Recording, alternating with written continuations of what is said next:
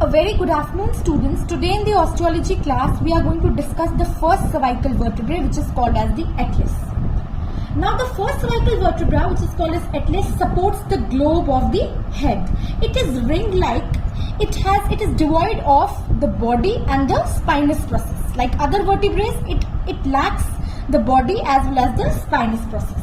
It consists of, now it has an anterior arch, it has a posterior arch. The anterior arch is shorter and the posterior arch is longer, and it has two lateral masses on either sides, and more laterally it has transverse processes. These are the two transverse processes. These are the two lateral masses. This is the short anterior arch and this is the posterior arch. Now the two lateral masses, they are joined together in front by this anterior arch, and behind it is joined by this longer posterior arch. So it has anterior arch, posterior arch. It lacks the body and the spinous process. It has two lateral masses, and more lateral to these lateral masses we have these processes which are called as the transverse processes, which are pierced by the foramen transversarium. Now first of all, let's see the anterior arch.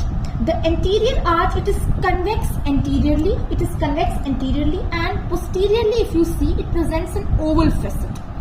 So this is the anterior arch. Anteriorly, the anterior arch is convex and presents a tubercle. You can see in the midline, in the anterior arch, towards its anterior aspect, you can see over here, it presents in the midline a tubercle which is called as anterior median tubercle, which is present along its anterior aspect, along the anterior aspect of the anterior arch. So this anterior median tubercle, and posteriorly, if you see, posteriorly, this is the posterior surface over here. So posteriorly, you can appreciate over here on the posterior surface, you see there is a circular facet. So this is the circular facet posteriorly. This circular facet posteriorly, it is for the articulation with the dens or the odontoid process of the axis vertebra, which is the second cervical vertebra. So anterior arch towards its anterior aspect is convex and presents this anterior median tubercle towards its midline, which is called as anterior median tubercle, and posteriorly it has this oval facet.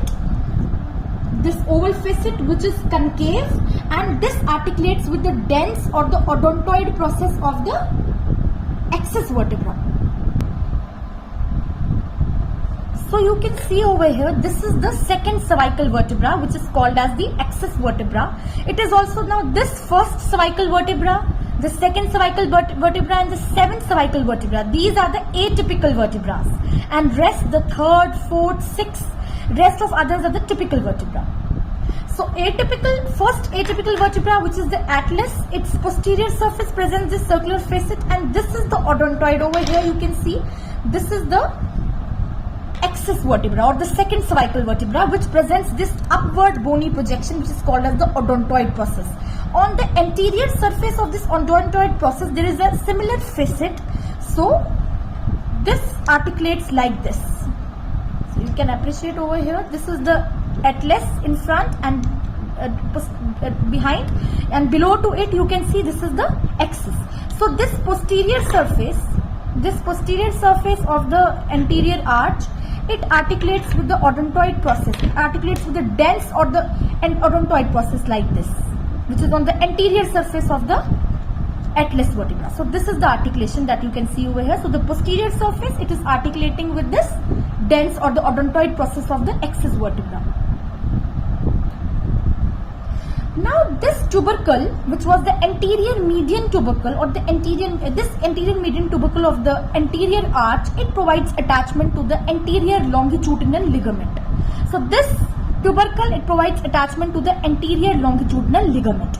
Now on the upper surface or the upper, you can say the upper border of the anterior arch, it provides attachment to the anterior atlanto-occipital membrane, and the lower margin or the lower border of the anterior arch, it provides attachment to the lateral fibers of the anterior longitudinal ligament. So the anterior median tubercle provides attachment to the anterior longitudinal ligament. On either side of this tubercle, you can see these areas. On either side of it, it provides attachment to the upper oblique part of the longest colli. So the anterior median tubercle provides attachment to the anterior longitudinal ligament, and on either side or on each side it provides insertion to the upper oblique part of the longest colli muscle.